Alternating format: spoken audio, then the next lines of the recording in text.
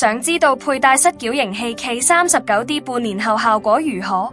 一齊嚟睇下黃先生嘅案例。黃先生嘅 O 型膝痛問題已經有10年，更需使用拐杖，曾嘗試過衝擊波療程，但效果僅維持2-3日，始終無法解決 O 型膝痛。3日到就覺得冇乜用嘅，咁就只係做嗰陣時就好痛，咁痛完冇乜見效，做咗10次之後呢，就都唔想去再做啦。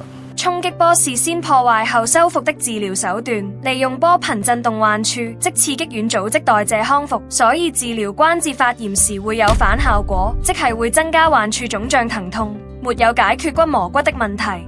於是黃先生選擇使用我哋公司嘅 K39D。佢使用咗1星期嘅感受係覺得喂，真係行路有信心咗，就唔會成日覺得痛啊，唔想四圍去啦咁樣。上樓梯係好咗好多，但係落樓梯都係要時間咯，因為我會年紀大咧，咁就會差少少啦，咁係有少少驚嘅。半年後，黃先生再次嚟到我哋公司，我哋幫佢再調教矯力，效果非常好。調教完好正喎，係啊。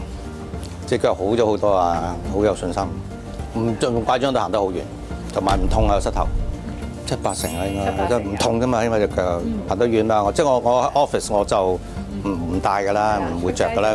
我office 行嚟行去我都冇問題。同埋如果我唔揸拐杖啦，我着住呢個啦，可以行過去對面都冇問題。K39D 嘅3點矯力有效打開膝蓋內側空隙，行路時內側唔會再壓痛，膝蓋更穩固，行走時更有力，效果顯著。